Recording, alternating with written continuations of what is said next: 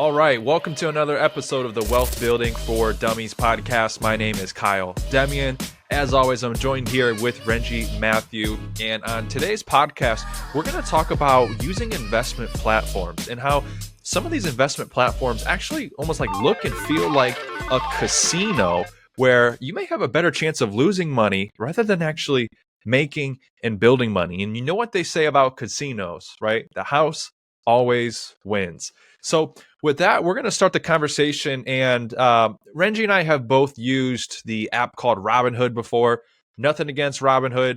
Robinhood, we love you. But when it comes to investing, like investing has always just been slow and steady and boring, right? Some of these platforms and some of these new apps now are almost trying to make it fun and trying to gamify it. But at what expense is that coming to you and to us? Right. So with that, Renji, we're going to be talking about that today. And most people have seen and heard of Robinhood as being like a free trading app. And most people don't even know that it's not free. Right. And so when you make a trade, they actually send that trade out to a broker. And then the broker facilitates the trade and keeps about $1 or $2 for each trade. So there's no commissions on the trades, but they're secretly doing it in the background by using a broker. And what's funny is most people think that, a few dollars here and there doesn't matter. But in the large scheme of things, they're making a bunch of money off of this, aren't they? Yeah, I think we were talking about this earlier, and I think they made, 1.8 billion or something like that? $1.8 billion was their profit in 2021. That's billion with a B. Yeah. So it's kind of like wholesaling with real estate, right? You're finding a property in that sense, but in here you're finding a stock for a certain price, and you as the investor who's using Robinhood, you're willing to pay a certain amount. So they're trying to find the difference and maybe keep that difference, right? So it works, but it truly isn't free, I guess you could say, because you're not paying the cheapest you can. Exactly. And matter of fact, FINRA actually fined them and put a lawsuit on them for over $70 million for just that, because they claim to be, free commissions, yet here they are still taking money on every single trade or transaction you make. And we've talked about this before with fees, regarding different accounts. And the crazy thing is, like, if you're having a fee on every time you make a transaction, I mean, those can really add up, especially if you're making a bunch of trades. And not only that, and I think more of what we're going to talk about here in this podcast is people trying to do it alone and trying to do it by themselves.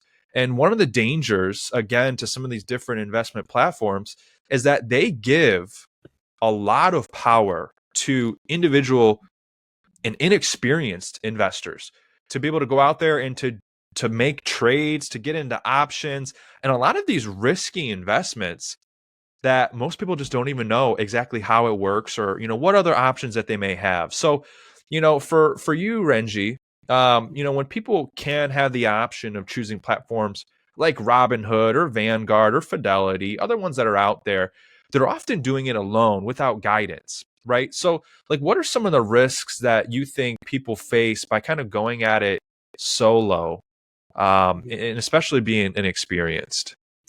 I mean, the biggest thing is market volatility, right? It's just like being in the market. You don't know what the market's going to do unless you've been putting hours into doing research on the stock you're picking and all of those.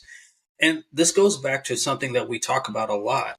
It also depends on how risk averse you are and how old you are. The younger you are, you could take the risk because you have time before retirement, right? But if you're using this strictly for more income for retirement, then you want to spend that extra money on an advisor, or spend that extra time if you don't have the money to learn about the stocks and carefully go into it. Because like we talked about many times in the past, if you're in your 50s and older, getting closer to retirement, that's when you want to take less risk, right? So it also depends on how risk averse you are, how old you are, how much time you have to build that wealth. But yeah, when you're doing it on your own, that's the thing. You don't know what the market's going to do, especially if you're not doing research behind what you're investing in. You're just taking your chances. Just like you said before, it's like you're going to gamble. You have no clue if you're going to win or if you're going to lose. And Yeah, sometimes you can lose really bad, and that's the problem with inexperience with most people. But at the same time, that's also how you learn, right? If you take those risks and learn. But that's the thing, you have to make sure you learn from it. If you just keep taking the risk and you keep losing, then you're just, I don't know what you're doing. Right? So yeah. it's just like going into That's the definition of business. insanity, right? Exactly, insanity. Yep. It's similar to going into any type of business, right? If you're going into business to build wealth, you're gonna take risks, you're gonna make mistakes, but you got to learn from it and do it better next time. So if you're going to trade on your own, that's what comes into play. Is you have to figure out, okay, this is the stock I invested in. I lost a lot of money here. Let me look into this stock if I want to invest into it again, or I'm not going to invest into that one again. Whatever choices you make, you have to be more careful next time. If you're not more careful, like you said, that's the definition of insanity. You're just going to keep making that same mistake. For sure. And so like for people that are just, getting started and not really knowing where to go, I think we would both have the same answer on this, but like, should they go the route of, signing up for something like Robinhood, or should they go the route of working with like a licensed, financial professional? I'm guessing you're going to say financial professional. Well, I was going to say the most important thing is financial literacy, right? That you need to educate yourself before you do either, I think.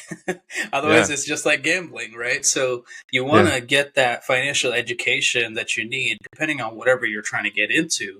And then having that financial professional with you will just help you. Like, even if you spend some money, this is something we talk about a lot too. Having a mentor, even if you're spending money for that mentor, it bridges that gap of making all those mistakes and taking you years to get to where you're trying to get to, right? So it's similar to having that financial professional there for you, helping you, guide you in a certain way depending on what your goals are. Yeah, you might be paying them a fee, but it's better than making those mistakes and getting there longer and taking longer to get there, right? But if you have the money and you want to take your time, you're young, you want to take the risk, then go ahead, use Robinhood or those platforms. What would you Yeah. say? I think like with anything, it should all be part of a, some sort of financial plan. What are you investing? What is the money for? Is it for now? Is this just play money, or are you actually trying to build and save up money so that one day you can actually retire, you Mm-hmm. know? And with a lot of that, sometimes um, money is such an emotional, topic. And when our emotion rises, our logic falls, our logic decreases, and vice versa. When emotion lowers, our logic rises. They're on a teeter totter or a seesaw, and they go in opposite directions of each other. So that's Yeah. why it's always great to reach out and at least have a conversation with the financial professional before you make any decisions, because you get a third party point of view. That can help you see areas or see risks that you may not have even been aware of, and you may have not realized, right? And so, Yeah. and this kind of just goes back to how we've talked about in the past, not trying to time the market, but just having time in the market. And I think a lot of people make the mistake of nobody wants to be caught in like a get rich quick scheme, but I think almost too often, and this was really big during COVID, and it's kind of fell off more recently, I don't know why. But like a lot of people were into the whole crypto thing, right? And putting their money into these different, meme stocks and meme coins and different things like that. And it's all a part of just trying to get rich quick. And I think like these new apps that have all this gamification, and what do we mean by that? And how is it, how is it like a casino? For example, like some of these apps, when you sign up, a bunch of confetti appears. When you make a trade, there's like applause and there's different icons, and you get badges for making the amount of trades. And then like when you share the app or you tell a friend about it, you get a reward and they reward you. And all of this is done with the intent of course, bringing more business to their platform so that they make money on you regardless every single time you make a trade or a transaction. Once again, coming back to the whole idea of it being like a casino, because guess what? The house always wins. even if you don't.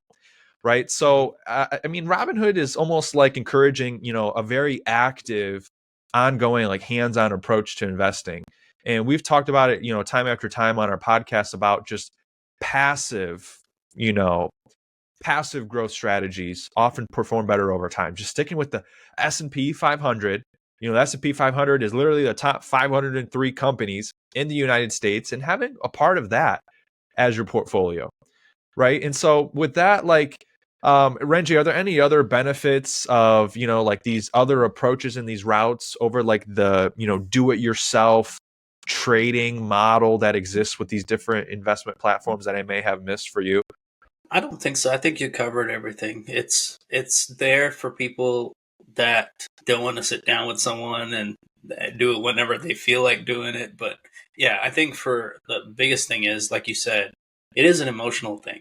And for me, I I realize I am really emotional when it comes to making or losing money, right? And I think that's also where what do you call it, that dopamine rush comes, and people are like, "Oh, this that was awesome. I made money," or they lose money and then they're trying to either break even or come back, or they just quit altogether. So having that financial professional, or like you said, using the S&P 500 and just doing, the law of averages or whatever it is, and doing long term, it might be easier to build wealth that way. But you're not taking as much risk either, because as investing into stock market and doing all that stuff. So it just depends on the person. But yeah, I think we covered everything on that. Yeah, for sure. And with that, I think the last thing we can kind of end with here to wrap it up is, at the end of the day, anytime you're saving and investing and putting money into places for the future, you have to Hmm. ask yourself, what is it for? And too often, I think people are simply just putting it in these accounts just to grow and make money. And it's like, no, that can't be your answer. It has to be more than that. And what I Yeah. mean by that is, like, you have to have an idea of what you're targeting and what you need to be able to retire. And too often, I know you and I are both talking to people that, they're reaching their mid to late 60s, and they're thinking that they can retire just because they are of retirement age. But when Hmm. they go to actually sit down and do the math, they don't have a retirement that's set up. Right? Hmm. Retirement isn't an age. It's a number, and that number is your investments. What can you take from your investments to give you income for the rest of your life so that you don't have to go back to work?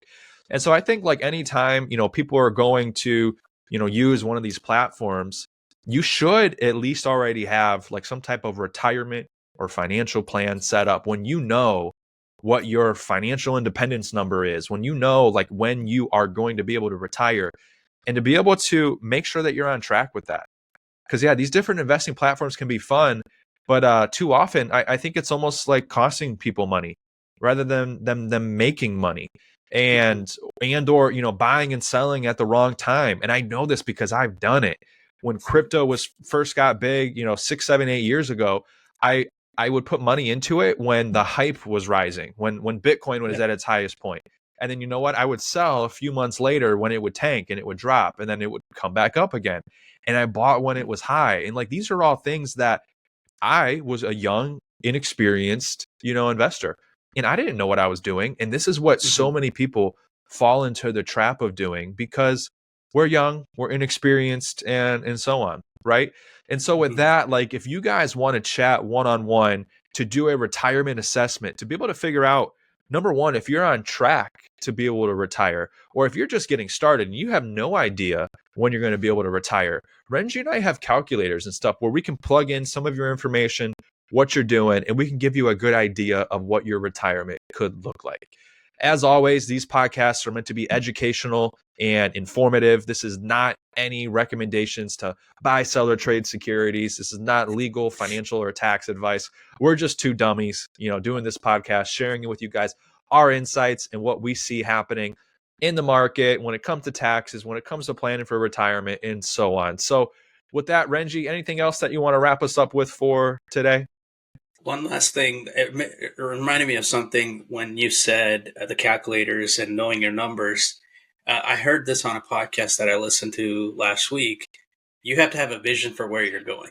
right? And it could be with retirement, it could be with business, whatever it is.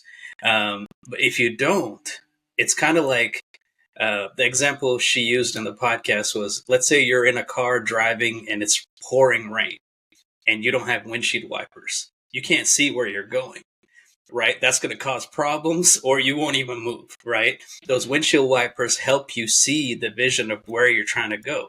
Similarly, knowing your numbers for retirement or knowing what your goals are, having a vision of where you're trying to go is huge, because you can skip those potholes. You can skip having a crash. You can see where you're going, so you have a higher chance of success getting to your goals instead of just blindly going in. So if you're deciding to go trade, or if you're deciding to just build for retirement for long-term wealth, or if you're trying to get into starting a side hustle or business or whatever it is, sit down, write down what your goals and visions are before you go take action. Because if you don't have goals or visions, you're just blindly going in trying to hit whatever people tell you to hit, right? You have to have your own goals and dreams and visions before you go take action, so that you know how to take action. You know what steps to take next. That's where I would end. Absolutely. I love it. I love it. And with that, if you guys got to the end of this video and you haven't already, make sure to like the video below and subscribe, and leave your comments with what you got out of this video. And remember that retirement isn't attained at a casino. It's attained by slow, steady, disciplined saving and investing, and usually by working with a financial professional. So if we can help, we'll include a link down below where you guys can schedule some one-on-one time with us, and we'll see you guys on the next episode. Take care.